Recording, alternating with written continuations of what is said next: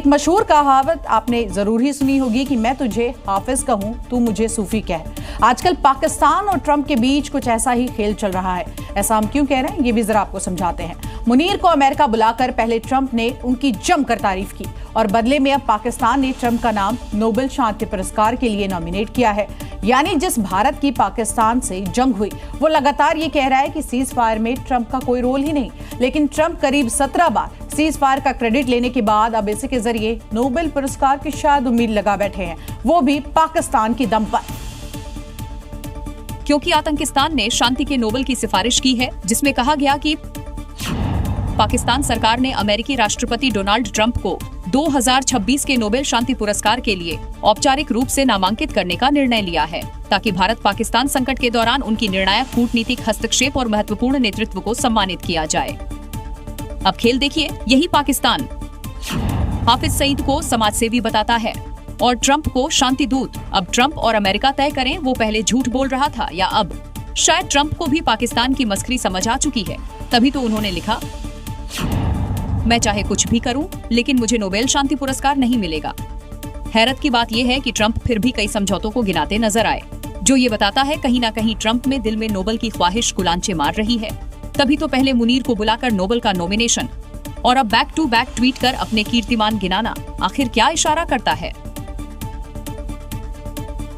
America ने एक तीर से यहाँ दो निशाने लगाए हैं। मियां मुनीर को समझ तक नहीं आया कि ट्रंप ने मुनीर को अमेरिका बुलाकर पाकिस्तान और ईरान के बीच दुश्मनी का वो बीज बो दिया, जिसने न सिर्फ ईरान की पेशानी पर शिकन ला दिया है, बल्कि पाकिस्तान को भी मुश्किल में यहाँ मोर्चे पर खड़ा कर दिया है। ट्रंप और पाकिस्तानी सेना प्रमुख आसिम मुनीर की लंच मीटिंग ने उस चिंगारी को यहाँ जमकर हवा दे दी, जिससे ईरान और पाकिस्तान के रिश्तों में दरार अब साफ दिखने लगी है। यही वजह है कि पाकिस्तान के खुलकर विरोध में उतरने से पहले ही ईरान ने साफ साफ वार्निंग दे दी है कि तीसरा कोई भी पक्ष जंग में शामिल हुआ तो अंजाम अच्छा नहीं होगा। We have explicitly and clearly mentioned that the other parties should not enter to these conflicts, no matter they are the regional players or actually like the Americans, which is out of the region. दरअसल सवाल उठा Trump और मुनीर की white house में हुई मुलाकात पर, जिसके बाद रणनीति के तहत ये खबरें फैलाई जाने लगी कि पाकिस्तान के एसिड और एयर स्पेस का अमेरिका हमले में इस्तेमाल करेगा। किसी ने इस खबर की पुष्टि तो नहीं की, लेकिन अफवाह के बारिश में रिश्तों का बीज उभर आया। Sure that they have got the message and hopefully that they won't go and because with the Pakistan some of the issues goes because of the good relation that Iran and Pakistan, the same that we have with the India. Iran जानता है कि America अगर पाकिस्तान को अपने खेमे में खींच लाता है तो ईरानी रणनीति को दो तरफा चुनौती मिलेगी। ऐसे में ईरानी डिप्लोमेट का बयान सिर्फ चेतावनी नहीं बल्कि एक रणनीतिक सिग्नल है कि ईरान अब किसी भी अप्रत्याशित मोड़ के लिए तैयार है। इजरायल ईरान युद्ध पर दुनिया इस वक्त दो खेमे में बढ़ती हुई नजर आ रही है। बम गोला बारूद के बीच जुबानी जंग भी तेज हो गई है। मिडिल ईस्ट में छिड़ी जंग पर आपको बता दिया, भारत अभी तक चुप ही रहा है, लेकिन सोनिया गांधी को भारत की ये चुप्पी बिल्कुल भी रास नहीं आ रही है।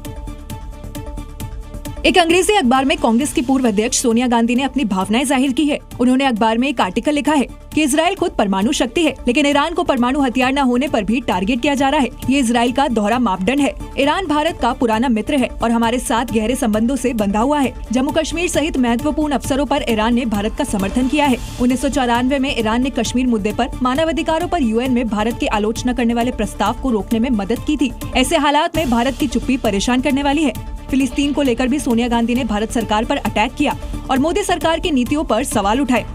यही नहीं, अपने आर्टिकल के जरिए सोनिया गांधी ने इजरायली पीएम नेतन्याहू पर भी कड़ा प्रहार किया है और उन पर नफरत की आग को हवा देने का आरोप लगाया है। सोनिया गांधी ने लिखा कि गाजा में तबाही और अब ईरान के खिलाफ बिना उकसावे के बढ़ते तनाव पर भारत की चुप्पी परेशान करने वाली है।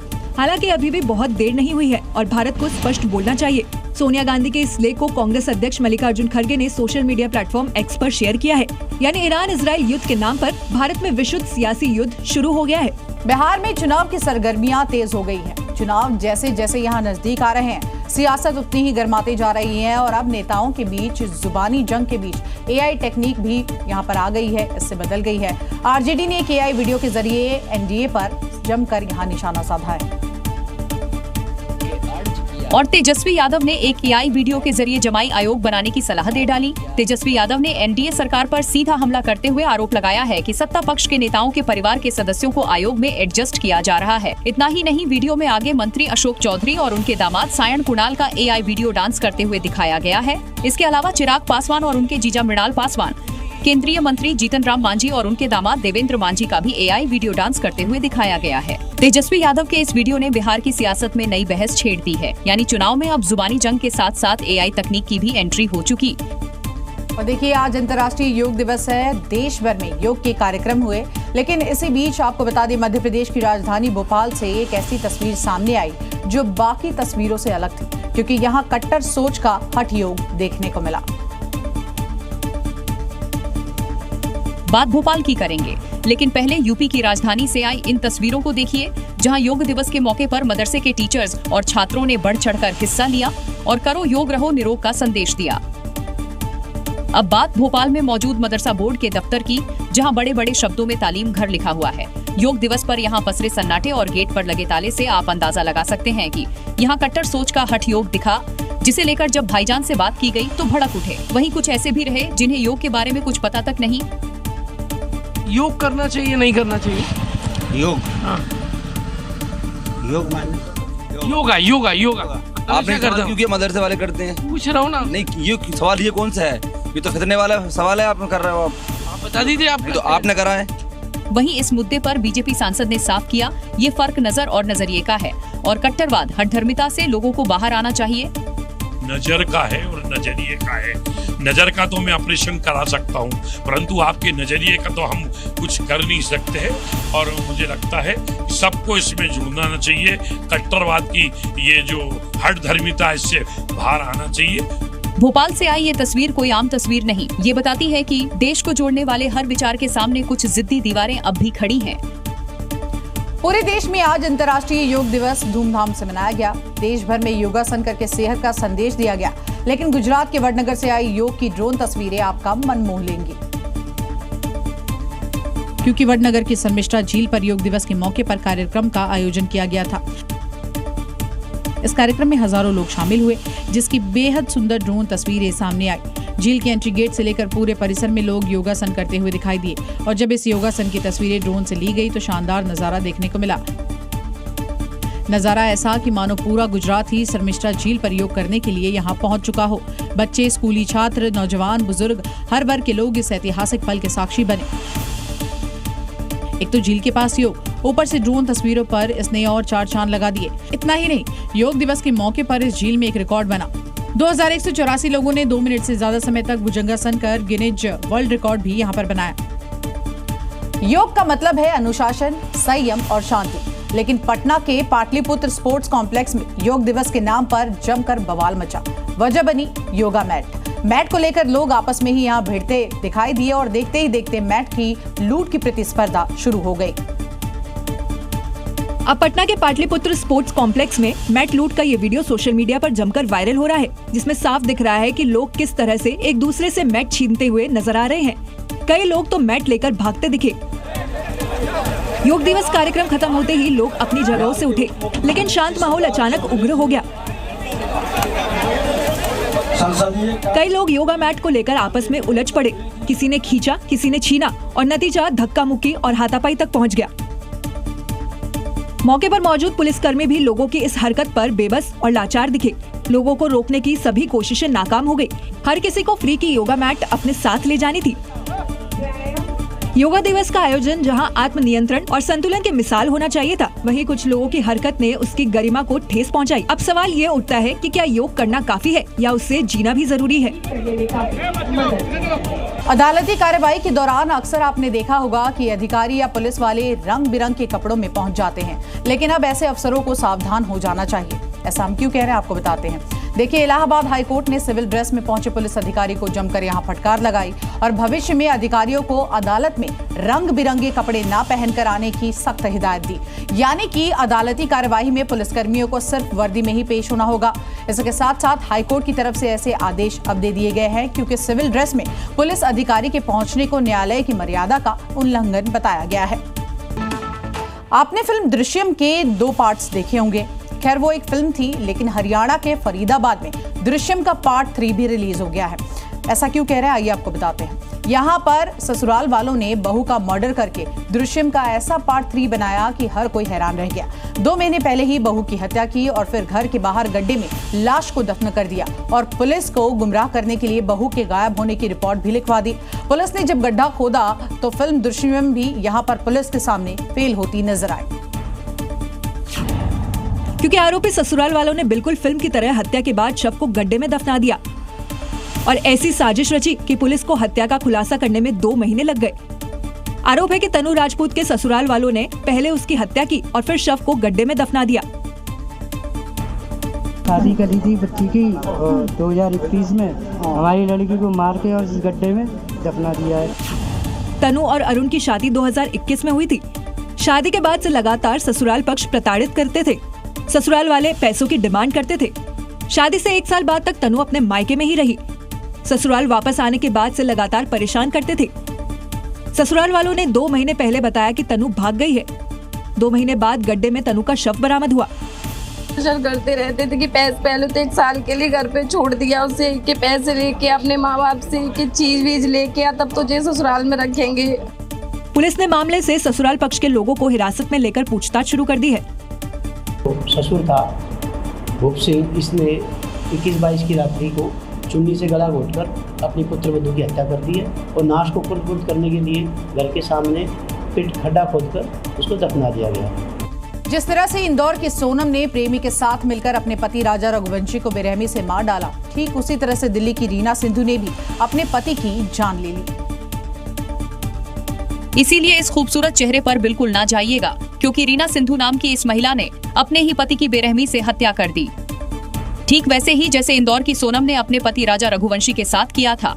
रीना सिंधु ने अपने पति की हत्या करने के लिए प्रेमी को 10 लाख रुपए की सुपारी दी थी।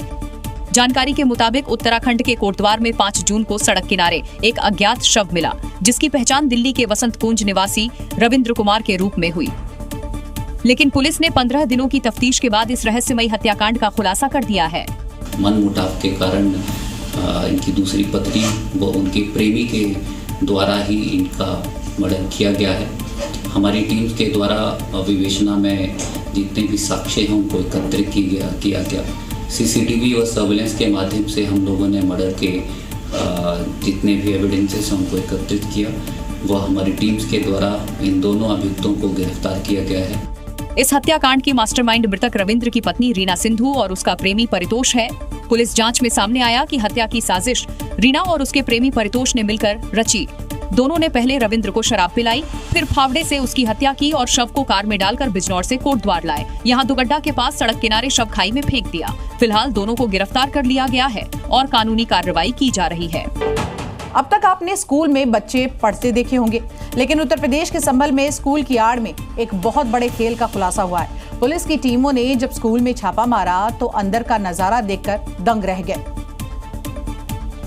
नाम पढ़कर लगेगा कि ये कोई प्राइवेट स्कूल है, लेकिन जरा रुकिए, क्योंकि स्कूल की दीवारों के पीछे की कहानी कुछ और है। जब सीओ अनुज चौधरी फोर्स के साथ अंदर दाखिल हुए तो न ब्लैक बोर्ड दिखा, न डेस्क दिखी, तो मसाले का स्टॉक और मशीन। भले ही बाहर स्कूल लिखा हो, लेकिन अंदर गजब खेल चल रहा था, जिसकी हकीकत बताने के लिए ये तस्वीरें काफी हैं। दरअसल चंदौली इलाके में पुलिस अवैध मस्जिद पर कार्रवाई कर रही थी। इस दौरान वहां सीओ अनुज चौधरी को एक स्कूल बंद मिला। शक होने पर उन्होंने गेट पर लगा ताला तोड़वाया तो स्कूल में मसाला फैक्ट्री मिली और मौके से बड़ी मात्रा में मसालों का स्टॉक भी मिला। इतना ही नहीं, स्कूल के क्लासरूम में गोबर भी मिला। पुलिस को आशंका है कि यहाँ अवैध रूप से गोवंश रखे जा रहे थे। फिलहाल पुलिस ने मामला दर्ज कर स्कूल संचालक को हिरासत में ले लिया है। उत्तर प्रदेश के संभल में अवैध मस्जिद पर बड़ी कार्रवाई की गई है। नोटिस की समय सीमा पूरी होने के बाद प्रशासन की टीम यहां मौके पर पहुंची और बुलडोजर लेकर ये टीम पहुंची थी। यहां आपको ये भी बता दें कि इस टीम ने अवैध मस्जिद को तोड़ने का काम अब शुरू कर दिया है। दरअसल चंदौसी में नगरपालिका की जमीन पर कब्जा करके बनाई गई मस्जिद रज़ा-ए मुस्तफा पर बुलडोजर एक्शन हुआ। मौके पर स्थिति नहीं बिगड़े, इसके लिए पुलिस और प्रशासन की टीमें मौके पर मौजूद रही। प्रशासन यहाँ पर बुलडोजर कार्रवाई करके रज़ा-ए मुस्तफा मस्जिद को ध्वस्त करा रहा है। मस्जिद कमेटी की ओर से खुद मस्जिद को हटाने की कार्रवाई चल रही थी, लेकिन ये कार्रवाई इतनी सुस्त थी कि नोटिस पीरियड खत्म होने के बाद पुलिस और प्रशासन की टीम को बुलडोजर के साथ खुद मौके पर पहुंचना पड़ा। हालांकि प्रशासन ने बुलडोजर की मदद से अवैध तरीके से बनी मस्जिद को ढहाने की कार्रवाई जैसे ही शुरू की, मस्जिद कमेटी के लोग फिर से मस्जिद को गिराने के काम में जुट गए। हम साथ से इसको हटा देंगे, तो अभी इनसे बात करते हैं, फिर वास्तव उनको लगेगा कि शाम तक पता हटा लेंगे तो हमारी तरफ से एक्शन नहीं होगा। छत्तीसगढ़ के गरियाबंद जिले से एक बड़ी खबर सामने आई है, जहां पर अवैध निर्माण पर प्रशासन ने सख्त एक्शन लिया है। बुलडोजर की कार्रवाई के दौरान यहां खूब हंगामा हुआ और महिलाएं विरोध में यहां सड़कों पर उतर आई। ये तस्वीरें मैनपुर तहसील के इंदा गांव की है, जहां पर एक अवैध निर्माण को गिराने प्रशासन की टीम बुलडोजर लेकर पहुंची। जैसे ही ये कार्रवाई शुरू हुई, इस पूरे इलाके में हड़कंप मच गया। खासकर महिलाएं आगे आई और बुलडोजर एक्शन का विरोध करने लगी। प्रशासन को पहले से अंदेशा था कि माहौल बहुत गर्म हो सकता है, इसलिए महिला बल की विशेष यहां पर तैनाती की गई थी। जिस मकान को तोड़ा गया वो किशोर कुमार दंता का था। उन्होंने प्रशासन की इस कार्रवाई को बदले की भावना से प्रेरित बताया। किशोर का दावा है कि उन्होंने पंचायत की गड़बड़ियों को उजागर किया था और उसी का खामियाजा इस वक्त उन्हें भुगतना पड़ रहा है। हालांकि प्रशासन ने इन आरोपों को सिरे से खारिज कर दिया और कहा कि जांच के आधार पर विधि सम्मत कार्रवाई की गई है। इंदा गांव में हुई ये बुलडोजर कार्रवाई एक बार फिर से अवैध निर्माण और प्रशासनिक सख्ती के बीच टकराव को सामने लाती है। एक तरफ नियमों की दुहाई तो वहीं दूसरी तरफ बदले की कार्रवाई का बड़ा आरोप। अब देखना होगा कि ये मामला आगे क्या मोड़ लेता है। इजरायल पर अब गाजा वाला खतरा मंडरा रहा है। गाजा वाले बमबाज इजरायली आसमान में लगातार दस्तक दे चुके हैं, जिसकी एक झलक खुद ईरान ने दुनिया को दिखा दी है और बता दिया कि वो तकनीक के मोर्चे पर पीछे नहीं बल्कि पूरी तैयारी में है। और इसका सबसे ताजा सबूत HESA गाजा 149 ड्रोन है। ये कोई आम ड्रोन नहीं बल्कि एक उड़ता हुआ हथियार है। 2000 किलोमीटर तक उड़ान भरने की क्षमता और पूरे 35 घंटे तक दुश्मन की जमीन पर मंडराने की ताकत, जो ईरान के डिफेंस सिस्टम का सबसे घातक चेहरा है। जंग के मैदान में अब इसी गाजा 149 ने आक्रमण की पहली लाइन संभाली है। ईरान की जमीन से उड़कर इराक और सीरिया होते हुए ये ड्रोन इजरायली एयर स्पेस तक पहुंचा।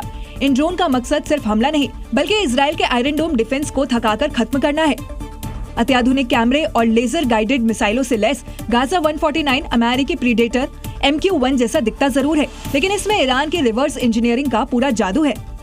अब सवाल ये, क्या ईरान आने वाले समय में इस ड्रोन की मदद से जंग का रुख बदल पाएगा? क्या गाजा 149 वाकई वेस्ट एशिया की वॉर पॉलिटिक्स में गेम चेंजर साबित होगा? ये वही ड्रोन है रूस जिसका लगातार इस्तेमाल करके यूक्रेन को नेस्तनाबूद कर रहा था और अब ईरान ने इसे जंग में उतारने की तैयारी कर ली है। गाजा 149 ड्रोन का नाम गाजा पट्टी के सम्मान में रखा गया है, जिसकी रेंज की अगर बात करें तो 2000 किलोमीटर है। इसके रफ्तार की अगर बात करें तो 350 किलोमीटर प्रति घंटा ये उड़ता भी है, यानी कि तेज और घातक है। इतना ही नहीं, ये ड्रोन लगातार उड़ान 35 घंटे तक कर सकता है बिना रुके। हवा में ये लगातार उड़ सकता है और आसमान में करीब 35,000 फीट की ऊंचाई पर उड़ता है, यानी कि सैटेलाइट के करीब। पेलोड की बात करें तो 500 किलो तक विस्फोटक या फिर हथियार ले जाने में ये पूरी तरह से सक्षम है। और सबसे खतरनाक, यानी कि आपको बता दें, शदीद 345 गाइडेड बम से ये पूरी तरह से लैस है। ये ड्रोन टारगेट पर सटीक वार करता है। वैसे तो राजस्थान रेगिस्तान और बढ़ते तापमान के लिए जाना जाता है, लेकिन यहाँ इन दिनों जबरदस्त बारिश हो रही है, सड़कों पर सैलाब आ चुका है और अपने साथ ये सब कुछ बहा ले जाने पर आमादा है। ये तस्वीर जोधपुर की है। यहाँ झमाझम बारिश के बाद गली मोहल्ले में नदियाँ बहने लगी। पानी का बहाव इतना तेज है कि लोग खुद को संभाल नहीं पा रहे हैं और पानी के बहाव में बहने लगे।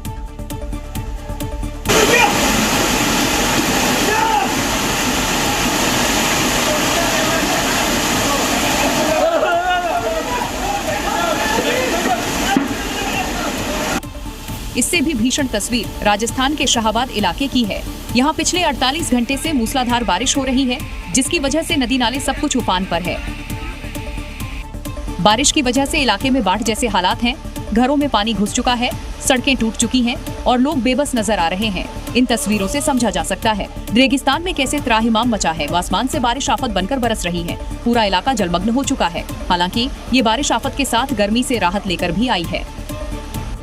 मानसून आते ही मौसम की ऐसी मार पड़ी कि हर तरफ हाहाकार मच गया। लगातार हो रही बारिश और बाढ़ में कहीं बाइक बह रही है तो कहीं ट्रैक्टर बह गया। वीडियो देखकर आप भी हैरान रह जाएंगे।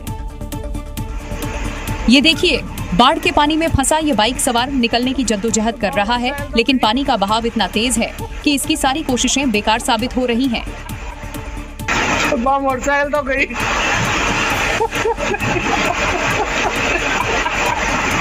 वीडियो राजस्थान के सीकर जिले का है, जहां लगातार हो रही बारिश से बाढ़ आ गई और एक बाइक पानी के तेज बहाव में फंस गई। राजस्थान के ही भीलवाड़ा का हाल भी देख लीजिए। लगातार हो रही बारिश से हर तरफ बाढ़ जैसे हालात हैं और इसी में फंस गया ये बाइक सवार।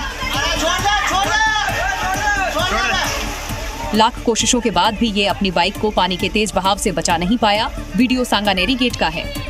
दरअसल भीलवाड़ा में लगातार बारिश हो रही है जिससे हर तरफ पानी भरा है। कहीं कार फंसी है तो कहीं बाइक। कई इलाकों का तो शहर से संपर्क ही कट गया है। मध्य प्रदेश का हाल भी देख लीजिए कि बाढ़ में कैसे ये ट्रैक्टर फंसा हुआ है। शिवपुरी के कुंवरपुर गांव में नदी के पुल पर तेज बहाव में ट्रैक्टर चालक ने लापरवाही से ट्रैक्टर पार कराने की कोशिश की, लेकिन ट्रैक्टर ट्रॉली सहित 4 लोग पानी में बहने लगे।